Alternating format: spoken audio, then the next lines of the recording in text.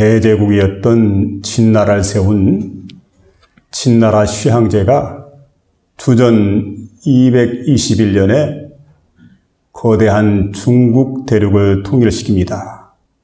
그리고 강력한 절대 군주가 되어집니다. 그는 모든 세상의 것들을 자신의 손에 집어넣습니다. 근데 모든 것을 손에 쥐고도 무엇이 부족했습니다. 그래서 그는 죽음조차도 자신의 힘으로 컨트롤하고 싶은 그런 욕망에 사로잡혀가지고 주변에 있는 많은 주술사들, 이런 수상한 주술을 쓰는 방사나 또 도사를 중용하게 됩니다. 근데 그 방사 가운데 서북이라고 하는 사람이 있었는데 이 사람의 감언 이설에 상당한 흥미를 갖게 됩니다. 그런데 이 사람 하는 얘기가 바다 한가운데 가면은 삼신산이 있는데 그 삼신산의 이름은 방장, 또 복례, 영주, 이 세 개의 그 신이 있는데 그 세 개 산인데 그 산에는 그 산을 다스리고 있는 선인이 있다.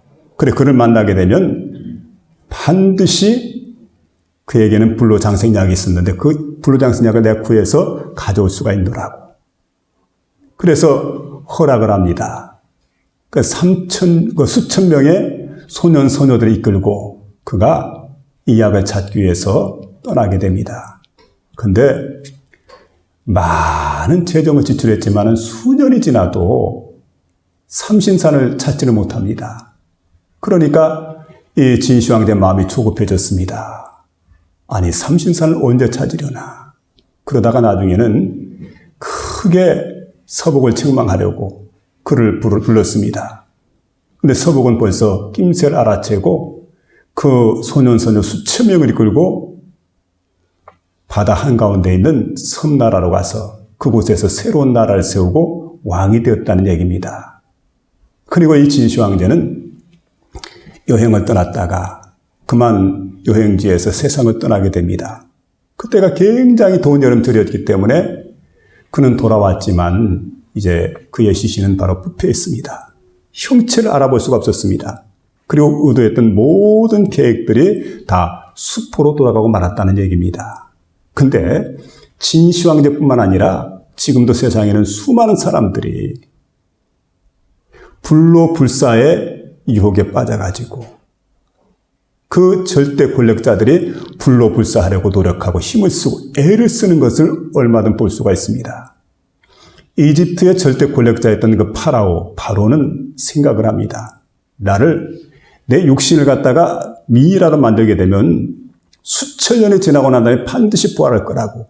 그래서 미이라로 만들어다오. 그 미이라로 만들었지만은 수천 년이 지나고 온 지금까지 부활하지 못하고 있는 그러한 존재인 것을 볼 수가 있습니다. 그런가 하면 나치 정권에 하에 있었던 히틀러, 그 히틀러라는 사람도 생각을 하지요. 자, 그는 어떻게 하면 내가 그야말로 장생할 수 있는 그런 길이 있을까 생각을 하고 이 일을 위해서 열을 많이 올렸습니다만은 그러나 그는 불사장생하지 못했습니다. 또 게다가 현대과학도 마찬가지죠. 불로장생약이 어디 있는가 생각을 하고 불로장생약을 찾아보지만은 또 그 일을 위해서 많이 노력을 기울였지만은 모든 노력은 헛되고 허사로 돌아가고 말았던 것을 볼 수가 있습니다. 그런데 오늘 새벽에 여러분, 주님께서 부활하셨습니다. 부활하신 주님께서 죄와 사단과 사망의 권세를 깨뜨리고 부활하심으로 우리 인간의 불로불사의 모든 문제를 우리 주님께서 해결해 주셨다는 사실입니다.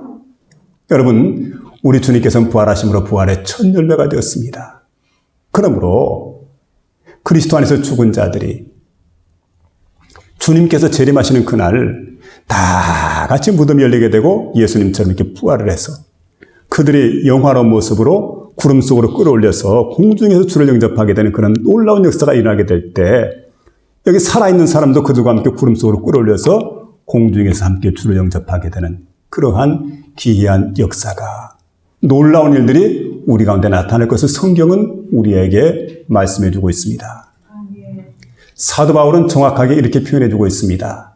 마지막 부활의 때에 자, 그 부활의 생명을 가진 사람들이 어떻게 되느냐?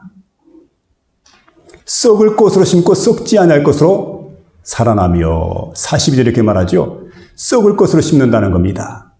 이건 뭘 얘기합니까? 우리 인간의 육체는 태어나서 그 다음에는 늙고 병들고 죽고 썩어지게 됩니다. 그런데 여러분 다시금 우리가 임하게 될 장차있게 될 부활의 몸이 어떻게 되는 겁니까? 영원히 썩어지지 않는 그런 몸으로 우리가 입게 될 것이다. 그리고 욕된 것으로 심고 영광된 것으로 살아나며 욕된 건 뭘까요? 로마서에서 우리가 말씀해 주는 것처럼 우리가 원하는 선은 행하지 못하고 원치 않은 악만 행하기 때문에 욕된 것을 자꾸 심게 됩니다. 그러나 여러분 부활의 몸은 어떻습니까? 더 이상 죄를 짓지 않기 때문에 하나님의 영광을 위해 살아가요. 그래서 영광된 것으로 살아난다. 그렇게 우리에게 말씀해 주고 있습니다. 그런가 하면은 약한 것으로 심고 강한 것으로 살아나며 약한 것이라는 것. 우리는 약합니다. 병이 듭니다. 또 많은 고생을 합니다. 그리고 상처를 입게 됩니다. 이런 몸이 여러분 놀랍게 변화가 되게 되죠. 어떻게 변화가 됩니까? 더 이상 질병이나 상처 때문에 괴롭힘 당하지 않는 더 이상 고통스럽게 이제 살아가지 않는 그런 새로운 몸으로 우리가 완전히 변화가 되는데 이런 몸을 가리켜서 강한 몸이다. 이렇게 말씀해 주고 있는 거예요. 그런가 하면은 육신의 것으로 심고 육으로 심고 신령한 것으로 자라나나니 이렇게 말씀해 주고 있는데 육으로 심는다는 게 뭘까요? 우리 육체로. 여러분 우리 육체가 어떻습니까? 배가 고프면 먹어야 돼요. 목이 마르면 마셔야 돼요. 또 과로하면은 피곤해집니다. 그리고 시간과 공간의 제약을 받게 되는데 새롭게 거듭나는 우리 몸, 부활의 몸을 잊게 될 때 어떻게 되느냐? 부활의 몸을 잊게 되면 그때는 여러분 더 이상 먹는 것 때문에, 마시는 것 때문에, 또 과로한 것 때문에 더 이상 우리 육체가 제약을 받지 않습니다. 그리고 시간과 공간의 제약을 받지 않는 신령한 몸으로 부활하게 된다. 이렇게 주님께서 그 바울을 통해서 우리에게 계시해 주고 있습니다. 여러분 그래서 이 말씀을 우리가 들으면서 다시 한번 오늘 특별히 부활절을 맞이했습니다. 그리고 우리가 가져야 될 신앙은 바로 부활의 신앙인데 오늘 이 부활의 신앙을 저와 여러분 모두가 소유해서 네 가지 귀한 역사가 우리의 삶 속에 일어날 수 있기를 주의 이름으로 부탁을 드립니다. 먼저 첫째로는 부활의 능력을 삶 가운데 경험해야 된다는 말씀인데 여러분 잘 아신 대로 사도 바울이 다메섹 도상에서 부활하신 주님을 만나게 됩니다. 그리고 난 다음에 그의 삶이 완전히 바뀌었습니다. 그는 새로운 능력을 입어서 전혀 다른 그런 삶을 살아갑니다. 이게 사도 바울의 모습입니다. 그런가 하면 여러분 오늘도 마찬가지입니다. 오늘도 여러분 부활의 주님을 우리가 만나게 될 때 사람들이 달라지게 돼요. 부활의 주님을 만난 경험 있는 사람들 모두가 변화를 경험하게 됩니다. 어떤 변화일까요? 우리 마음속에 무서움이 있습니다. 우리 마음속에 두려워하는 마음이 있습니다. 근데 무수하고 두려웠던 그 마음이 다 사라지게 되고 부활의 주님 만나게 될 때 담대한 마음을 갖게 되었다는 얘기예요. 담대한 마음을. 그리고 희망이 없던 사람들이 희망을 갖게 됩니다. 의심이 가득했던 사람들이 강한 확신을 갖게 됩니다. 그리고 죽은 자와 같았던 이런 사람들이 새롭게 약동하는 역사가 일어나게 됩니다. 일본의 동경 근처에 자마시가 있는데 거기에 한 성결교회가 있답니다. 근데 거기에 미하다 요시오라고 하는 한 사람이 살고 있는데 근데 이 사람은 목재상을 경영하는 분입니다. 근데 목재상 경영하면서 많은 장애인들을 채용을 했습니다. 그리고 그들의 형편에 맞게 일을 맡겼어요. 그랬더니 어느 날 이분에 대해서 신문사에서 이렇게 인터뷰를 하고 그러면서 신문지상이 이 사람의 삶에 대해서 이렇게 소개를 하고 회사를 이렇게 소개를 했습니다. 그런데 마침 그 교도소에 있던 한 재소자가 이걸 보고 있다가 사장님에게 편지를 보내게 됩니다. 근데 미하다가 이 사장님이 편지를 딱 읽어보니까 이런 내용입니다. 내가 아무 날에 만기 출소를 합니다.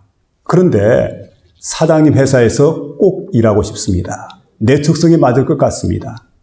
그러면서 꼭 채용해달라고 하는 그런 편지였습니다. 이 편지를 받고 아내하고 의논을 했습니다. 그리고 난 다음에 교도소를 찾아갔어요. 그리고 소장님을 만났습니다.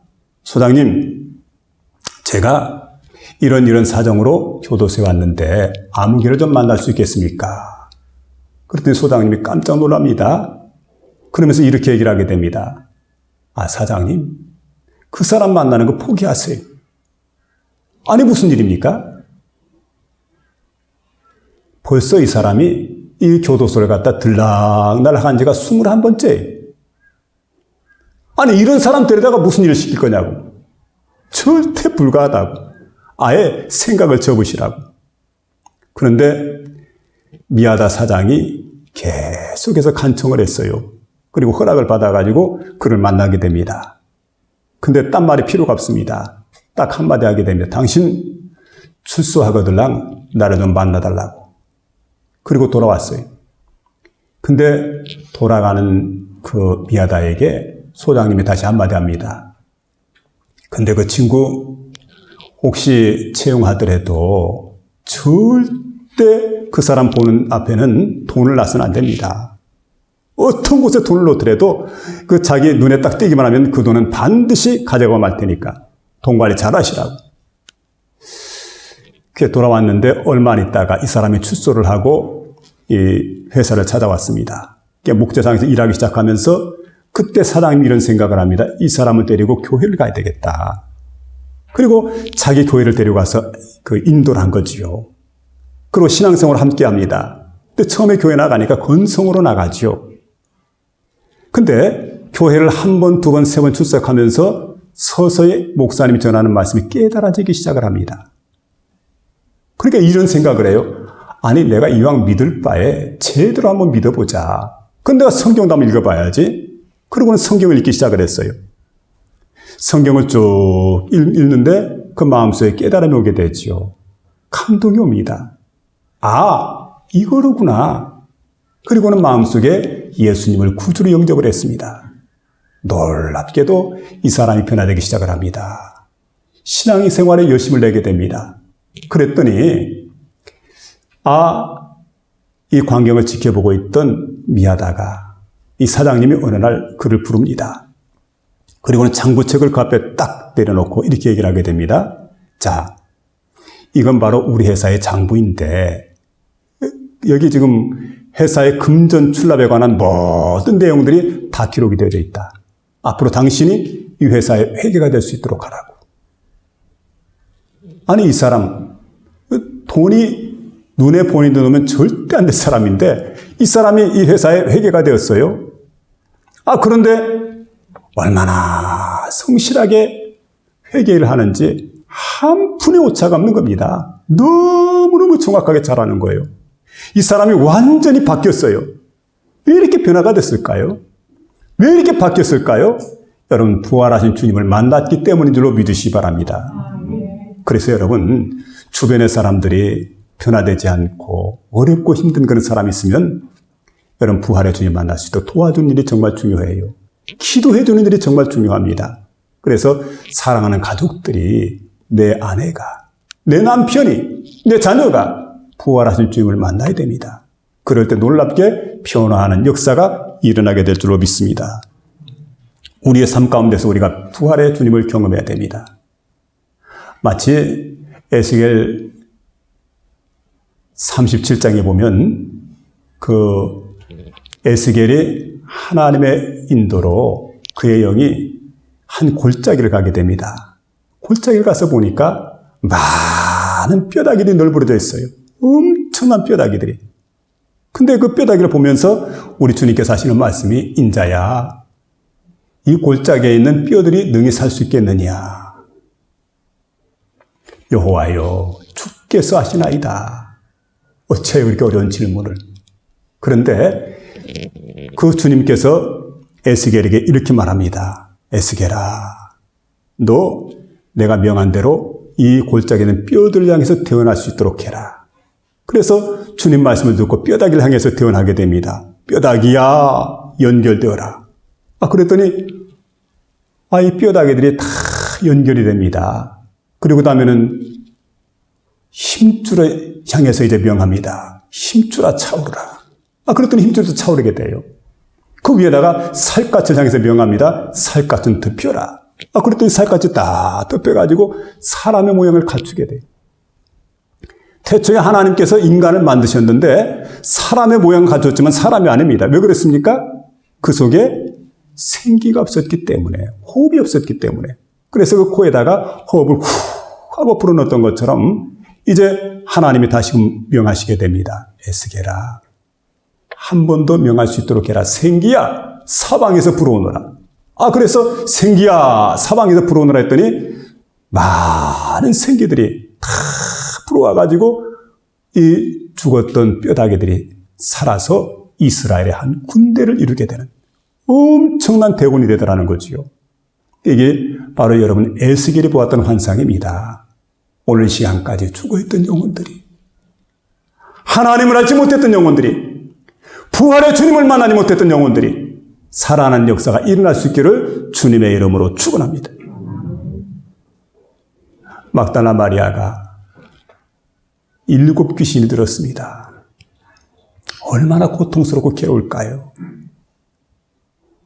자기 마음을 어떻게 할 수가 없습니다. 자기 몸을 어떻게 억제할 수가 없습니다. 귀신의 힘이 얼마나 강한지 모릅니다. 얼마나 자신을 괴롭힌지 모릅니다. 그런데 어떤 날 예수님 만나게 됩니다. 그리고 7 귀신이 다 떠나갔습니다. 새로운 사람이 되죠. 아마도 그때 예수님을 후원했던 많은 여인들 가운데 리더십이 있었으니까 여전도 회장도 하고 그랬을 거예요. 그런데 그렇게 사랑스러웠던, 자신을 그렇게 참 병도 고쳐주고 사랑해 주시고 그랬던 예수님께서 십자가상에 못 박혀 돌아가실 때 그 마음이 불편해서 견딜 수가 없는 거예요. 괴로워서 견딜 수가 없는 거예요. 밤잠을 제대로 이루지 못하고 안식오 첫날, 안식일을 움직이지 못하니까 안식일이 지나자마자 꼭두 새벽에 무덤을 향해 달려가 보니까 여러분, 예수님께서 부활하셨어요. 부활하신 주님을 만났습니다. 그리고는 부활의 복음을 가장 먼저 전한 사람이 되었습니다. 여러분, 오늘 새벽에 우리 주님께서는 무덤에서 살아나셨습니다. 부활하셨습니다. 그러므로 저와 여러분이 이 부활의 복음을 전할 수 있는 복된 심령이 될 수 있기를 주의 이름으로 부탁을 드립니다. 두 번째는 부활의 소망을 붙잡고 살아가야 됩니다. 우리 성도들은 장차 영광스럽게 부활한다는 소망을 꼭 가져야 돼요. 이 부활의 소망을 갖게 되면 세상에 두려울 게 없습니다. 죽음도 두렵지 않습니다. 그래서 53절에 보니까 이 썩을 것이 반드시 썩지 않냐는 영광스러운 몸을 입게 된다는 것을 확신하기 때문에 우리가 걱정하거나 두려워할 필요가 없다는 거죠. 요한복음 11장 25절에서 26절까지 이렇게 말씀해 주고 있습니다. 나는 부활이요 생명이니 나를 믿는 자는 죽어도 살겠고 무릇 살아서 나를 믿는 자는 영원히 죽지 아니하리니 이것을 내가 믿느냐. 이것을 내가 믿느냐. 로마에 가면 카타콤이 있습니다. 카타콤은 지하 묘지입니다.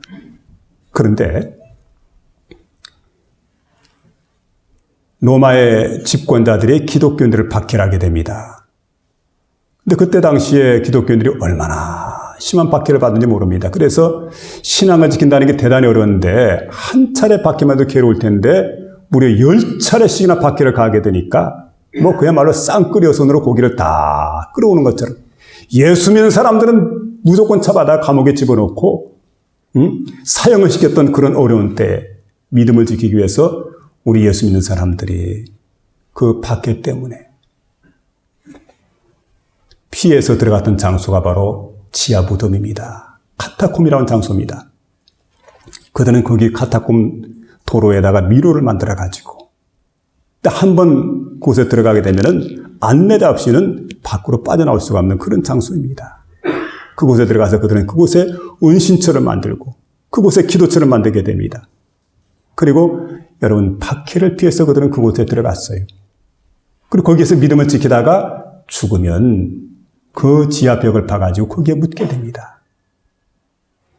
이런 장소가 이태리에는 수없이 많은데 이 카타콤 길을 연결하면 무려 880km가 된다고 합니다. 그 안에서 죽은 사람들이 신앙을 지키다 죽은 사람도 무려 70만 명이라고 합니다. 그들의 무덤이 지금 거기에 그대로 있어요. 얼마나 많은 사람들이 그곳에 묻힌지 모릅니다. 여러분 무엇 때문에 그랬습니까? 바로 신앙 때문에. 초대교회 성도들은 바로 박해에 굴하지 않았습니다. 무려 250년 동안이나 박해와 순교를 두려워하지 않고 이 믿음을 그들이 지켜오게 됩니다. 자식에서 자식으로, 손자에서 손자로 믿음의 대를 위해서 계속해서 그 믿음을 지켜왔는데 카타콤 순교자들의 하나 같은 일념은 믿음을 지키는 것입니다. 무덤 같은 땅 속에서 250년을 살았다는 것 믿기 어려운 사실입니다. 과연 이와 같은 힘이 어디서 나왔을 것일까요? 여러분 재산이나 명예, 자기 목숨까지 버릴 수 있었던 까닭은 여러분 무엇 때문에 가능했습니까? 그들의 마음속에 있었던 부활신앙 때문이었다는 거예요. 부활신앙. 지금 여기서 죽으면 나는 끝난다고 생각하지 않았어요. 그러면 기쁘게 살아갈 수가 없죠. 그들은 생각을 합니다. 나는 여기서 죽는다. 그러나 나는 오늘 하늘나라에 당도하게 될 것이다. 내가 죽으면 반드시 하나님 나라에 가게 된다. 나는 죽지만 예수님께서 부활하신 것처럼 나도 부활하게 된다. 이런 믿음이 그들의 마음속에 있었어요. 여러분 이런 믿음이 있을 때 이런 능력, 이런 강한 힘이 그들에게서 나오게 된 줄로 믿으시기 바랍니다. 부활절을 맞이해서 저와 여러분도 이 부활의 소망을 굳게 잡고 살아갈 수 있기를 주의 이름으로 부탁을 드립니다. 세 번째는 승리를 확신하며 살아가는 모습입니다. 56절, 57절에 보니까 사망아 너의 승리가 어디 있느냐? 사망아 너의 쏘는 것이 어디에 있느냐? 우리 주 예수 그리스도를 말미암아 우리에게 이김을 주시는 하나님께 감사하노라. 이렇게 이제 바울이 외치고 있습니다. 우리 예수님께서 십자가에 달려서 그야말로 처참하게 돌아가셨어요. 그런 예수님이신데 이때 마귀 사탄은 얼마나 좋았을까요? 축배를 들고 쾌제를 부르고 그리고 잔치를 하고 막 이랬는데 이틀이 지나고 사흘째 새벽날, 새벽 시간에 우리 주님께서 무덤에서 부활하시게 됐다는 거예요. 여러분 예수님은 바로 생명의 주님이십니다. 예수님 안에는 생명이 있습니다. 나는 생명의 떡이라고 요한복음 6장 35절에 말하지요. 8장 12절에는 생명의 빛이라고 말씀해 주십니다. 그리고 11장 25절에는 나는 부활이요 생명이라고 말씀해 줍니다. 14장 6절에는 나는 길이요 진리요 생명이니. 여러분 예수님 누굽니까? 생명의 주가 되시는 분이에요. 그런데 사망의 권세를 가진 자가 누굽니까? 바로 마귀 사탄입니다. 생명의 주가 되신 예수님과 사망의 권세를 가진 그 마귀 사탄 싸워가지고 예수님께서 사탄의 머리를 때려부순 거예요. 그리고 예수님께서 통쾌한 승리를 거두게 된 겁니다. 여러분 오늘 이 시간에 우리 주님께서 죄와 사단과 사망의 권세를 깨뜨리시고 무덤에서 부활해서 여러분 부활의 승리자가 되었다는 사실을 믿으며 살아가시기를 부탁을 드립니다. 아멘. 그래서 이 사망의 권세를 깨고 부활하심으로 이 땅에 있는 모든 예수 믿는 사성들도 반드시 영생을 얻어서 부활하게 될 거예요. 우리가 모래밭에 가서 이렇게 보면은 아이들이 놀았던 그 장소 모래밭이 있는데 그 가서 보니까 뭐 별의별 게 다 있어요. 유리조각 깨진 것도 있고 또 모래도 있고 또 돌멩이도 있고 가서 파헤쳐 보니까 나무 조각 같은 것도 있고 장난감 같은 것도 많이 있고 그리고 쇠붙이 같은 것도 많이 있고 자 이런 장소입니다. 여기다가 커다란 잣을 가져와가지고 아주 강력한 잣을 갖다가 딱 갖다 대게 되면 여러분 따라 올라오는 게 뭘까요? 예쁜 것이 따라옵니까? 그러면 어떤 게 따라올까요? 쇠붙이만 따라오는 거예요. 쇠붙이만. 플라스틱은 따라올 수가 없어요. 돌멩이도 따라올 수가 없어요. 아무리 잘생기고 예뻐도 따라 올라올 수가 없어요. 아무리 못생겨도. 아무리 흠이 있어도, 아무리 보잘것없어도 쇠붙이는 다 따라 올라가는 겁니다. 이게 무슨 원리입니까?